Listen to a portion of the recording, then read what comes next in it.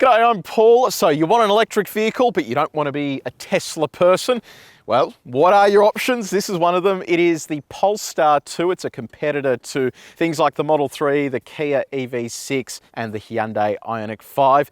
Polestar, for those of you who don't know, is a spin-off from Volvo, and it's IPO'd as well. So it's a publicly listed company that just makes electric vehicles, and that's where Volvo is heading now as well.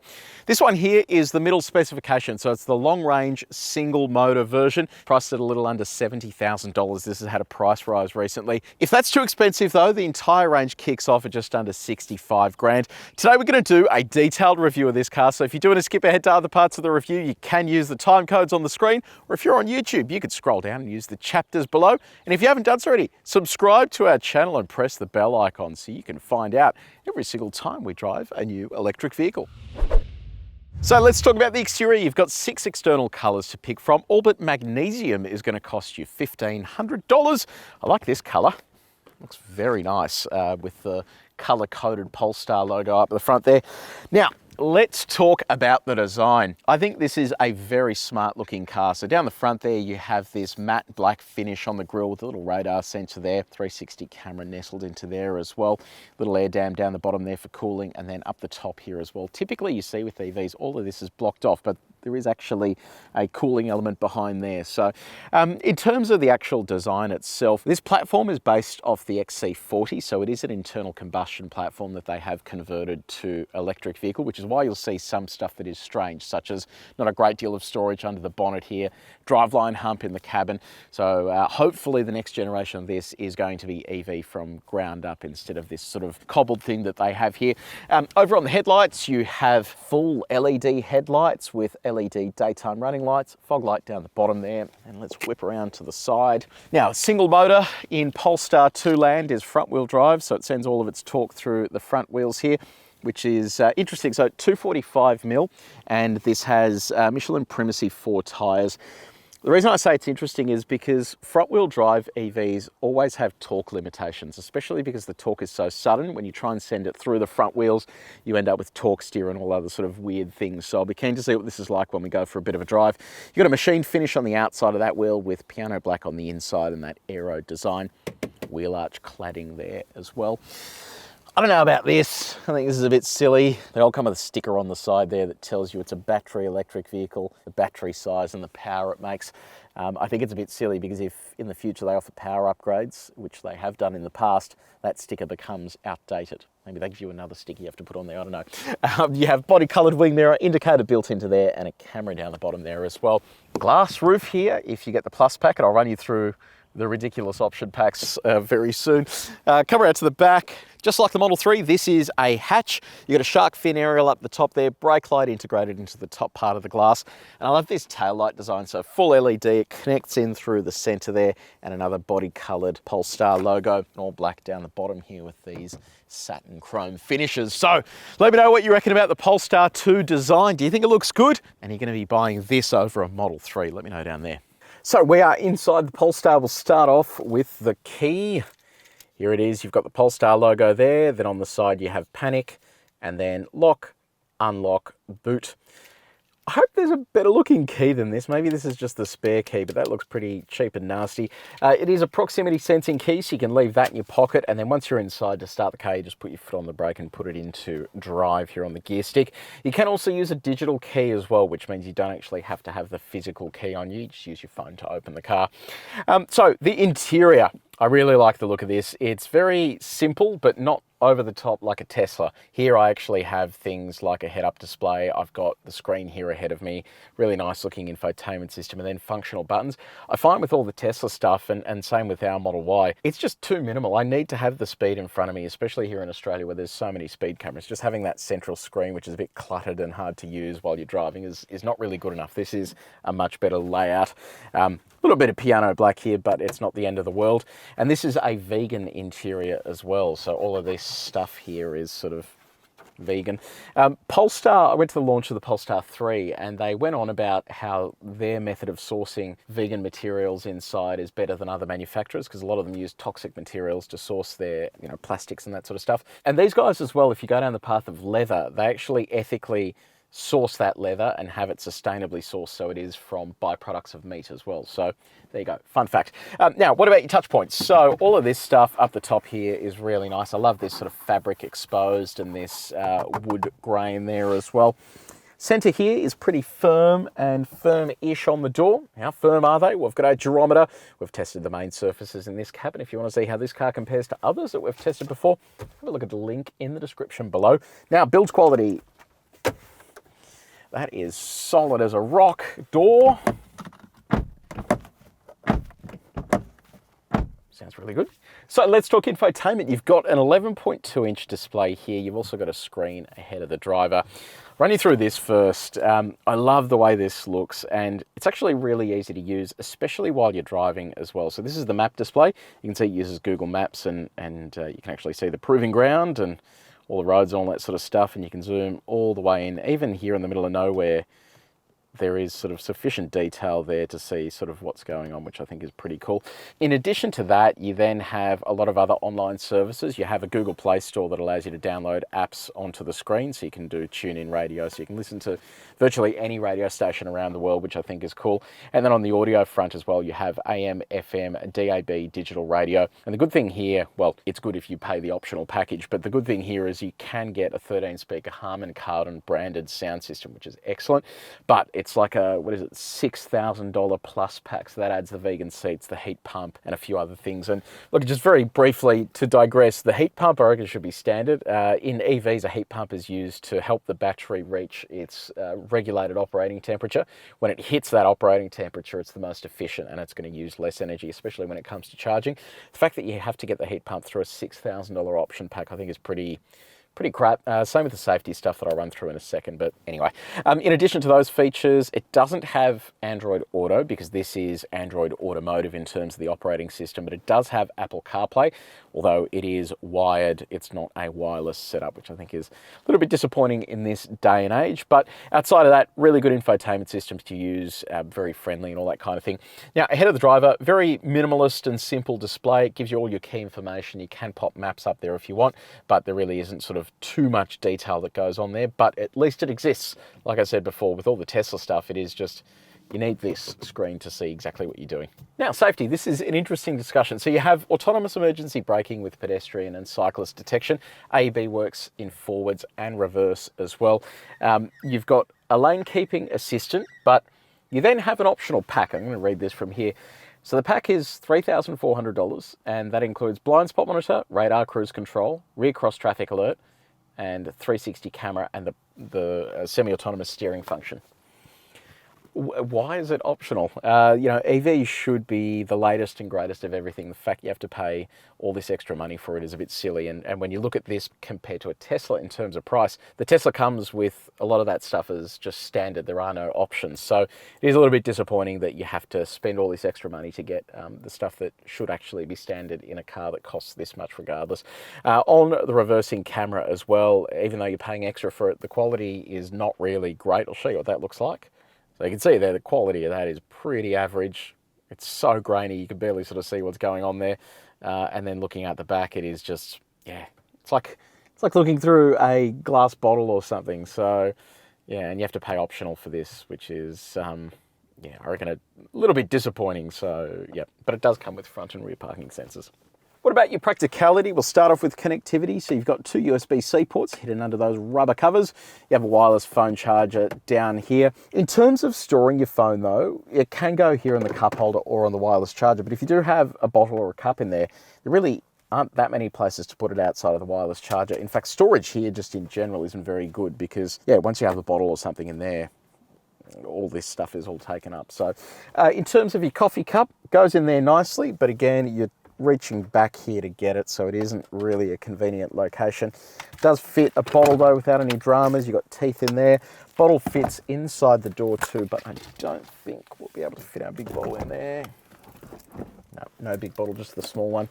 On other storage, you've got a center console here that has another cup holder.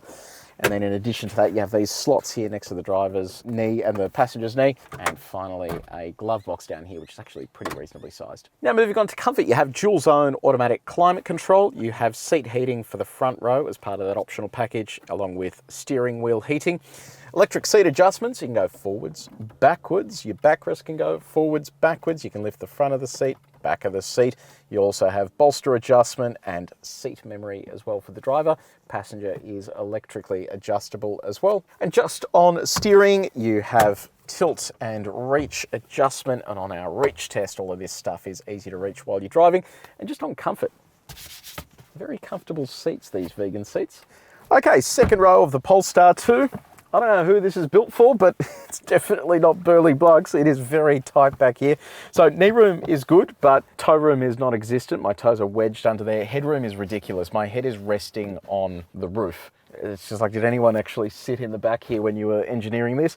Opening the door handle as well, I can't actually get my hand in there. I have to lean this way and do that. Otherwise I get wedged up on here. So yeah, just in terms of ergonomics, this is really not very well done. And I mentioned earlier as well that this is built on an internal combustion platform. So you have this enormous driveline hump down the center here. So yeah, not a very good layout. Hopefully with the next generation of this, they actually do EV from ground up and think about passenger room in the second row.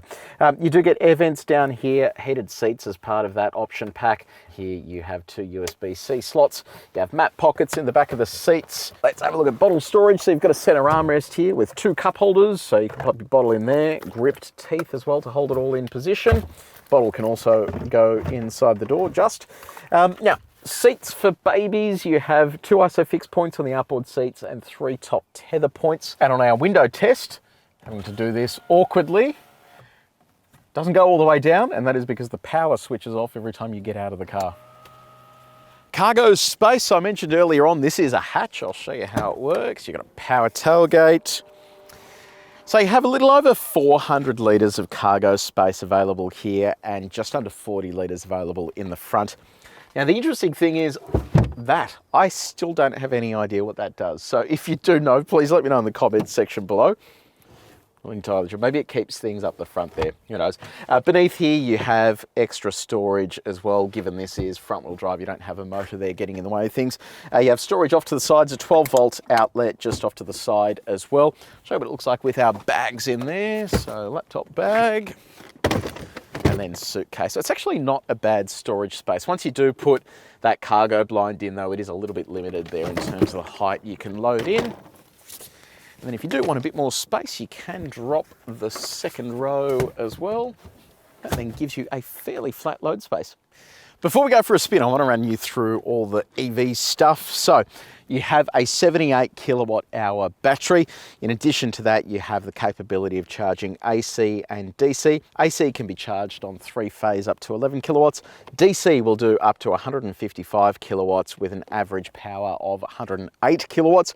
So it's okay, but not amazing. In terms of your driving range, you have over 500 kilometers on the WLTP cycle as well. So decent setup, but I think it could be a little bit better on the DC charging front. So we have hit the road in the Polestar 2. This, despite being the long range, only has a single motor, and that sits on the front axle. It produces 170 kilowatts of power and 330 newton meters of torque.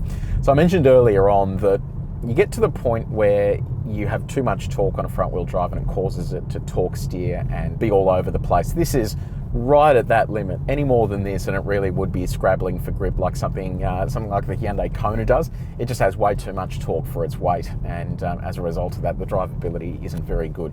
So this is sort of right where it needs to be. Obviously though, that will affect your performance, limiting torque, and it means that the 0 to 100 time is nowhere near as quick as dual motor version, which I'll run you through later on. But what does it feel like behind the wheel? So look, it does all that sort of EV stuff. It's certainly not as sort of kick you in the back as a Tesla Model 3, and that is primarily because of that front wheel drive stuff. As I hit the throttle there, I can feel we are right at the traction limits of that tyre, despite it being 245 mil wide. But outside of that, it is quick enough for most people.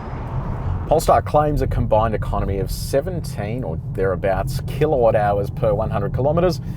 We are currently sitting on 18.4. That's a pretty reasonable number. I'm sort of thinking back to when I had my Model 3 Performance. That sort of averaged around 15 or 16 kilowatt hours per 100 kilometers, so much quicker. But with a Performance EV, it doesn't really make that much of a difference because it's only using that energy when you're on the throttle. It's not like a big performance internal combustion car, which is always consuming more energy. Now, what is the ride like over our sine waves? We'll jack the speed up to 130. Our sine waves simulate overtaking on a dodgy country road here in Australia. So let's see what this feels like. Here they come. It's actually pretty good, and part of the reason it's so good is that the ride is pretty firm. So in and around the city, it picks up every single surface that you go over, and it's, you know, even though the Model 3 is quite firm, this isn't as comfortable as a Model 3. So I think they probably need to do a little bit of work here to the ride to just soften it out a bit and remove that really edgy nature to it, which, I don't know, they do sometimes in EVs, in the slower ones. I'm fine with it being in the faster ones, but yeah, here in the entry level, it really should be a whole lot smoother than it is. Now let's talk drive modes. You don't really have a sport mode, so to speak, but you can change steering feel. You can also change the way it does its one pedal driving. The one pedal driving stuff works pretty well, although if you do want to bring it to a stop, you have to switch creep off, and then it will come to a full stop and then hold the brake for you as well, and that tends to work pretty well. You also have a sport mode for the ESC, so let's click that and go for a drive around our track here. We'll tip it into our first turn. Yeah, it feels good, but I can feel the stability control frantically trying to stop our inside wheel from spinning there. Mind you, that ride being as firm as it is keeps everything nice and flat, so it doesn't have a great deal of body roll through corners. And that means on the higher speed stuff, you can sort of confidently tip it in. There's actually really good steering feel as well. It's sort of, you can really feel everything that the car's doing beneath the skin. Brakes are really good as well. So in addition to that regen, you also have a decent set of brakes to pull everything up. Coming onto our back straight here, we'll see what this feels like. It's actually quite surprising how dynamic this feels. I'd be keen to drive the performance version with the dual motor to really get stuck into that, but yeah, it's trucking along really nicely. Yeah, I like that. Speed limited there to 165 as well. So yeah, look, pretty impressed with the Polestar 2 in terms of handling. Polestar claims a 0 to 100 time of a little over 7 seconds. So let's see how it goes here against the V-Box.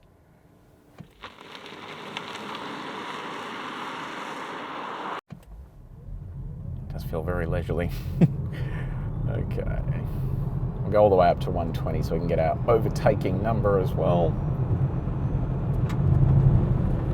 All right, there it is, come to a stop. Now, I'm gonna have to look over my shoulder here because ridiculously, the only 12 volt outlet in the car is in the boot.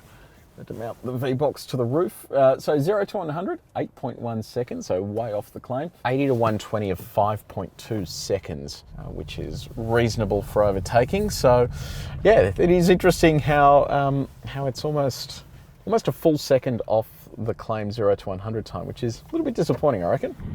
Okay, it is time for our reverse test. Let's see how quick the Polestar 2 will go in reverse. Here we go.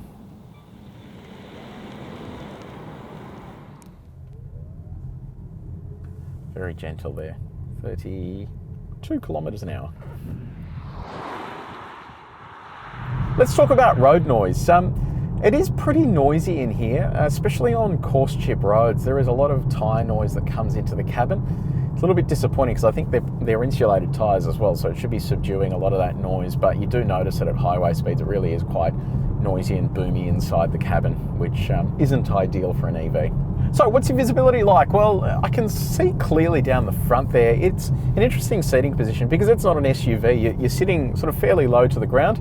The wing mirrors could be a tiny bit bigger as well, but you do have that blind spot monitor built into those. Visibility out the back isn't very good. It's quite a narrow window there, and the headrests kind of get in the way of things, but you've got that fancy reversing camera that takes care of parking this in tight spaces. You've also got an 11.5 metre turning circle. Okay, so we are on the bowl to test our lane support systems. So I'll get it up to 70 and we will pop our cruise control on. You can see pilot assist is active. You've got the little steering wheel indicator there showing that the car is steering for us. So we'll see how it goes. So this is our base test here in this lane. So that works well. Then we'll move to the 2 outer lanes, which will simulate more and more of a steering input requirement from the car to stay within its lane. So here's the next lane. All right, that is active. Yeah, it's okay. I am noticing it's getting close to that line, and I did notice this on the drive out here today, that it was very close to the line and it kind of straddled it for some reason, but it is working here in the second lane. So we'll jump up to the hardest one. This is where a lot of cars fail, so we'll see if this works. Okay, so it's saying it's active. I'll let go of the wheel. There you go. It is riding the line, and now it's coming back into the center there. That's awesome. Really impressive setup there. It's actually working really well. So this is only one of the few cars that actually works in this lane. It is a little jittery, but it is working, which is the main thing. Awesome. Very impressive Polestar. So the Polestar 2, what do we reckon? Look, I think it's a nice car and I like it, but I don't love it. I think it is too compromised to be a proper Tesla Model 3 competitor, and I think that some of the flaws that it has you can't fix until you have a new platform. Like stuff like that rear legroom is terrible. The driveline hump is really not very good. If you put those things to the side and have a look at the technology that they've put into this, it is actually excellent. I love the infotainment system. It does all the intuitive stuff that a Tesla does, over-the-air updates. It really is a complete package from that point of view. But yeah, it's just let down by just the packaging. So I don't know, let me know what you reckon in the comments section below. Are you a convert? Did you end up buying one of these? I was a bit troubled when I read comments by the Polestar boss saying that they won't be doing upgrades to the cars. It will just be more incremental stuff similar to what Tesla's doing. I fully support that, but I hope that is after this arrives on its own platform as opposed to the way that it is now. So let's see what happens. Let me know what you reckon down in the comments section below. Are you a Tesla convert, or are you going to go get one of these? Let me know what you think down there. If you did enjoy this video, please make sure you like it and you share it with your mates. And if you haven't done so already, subscribe to our channel and press the bell icon. But until next time, take it easy.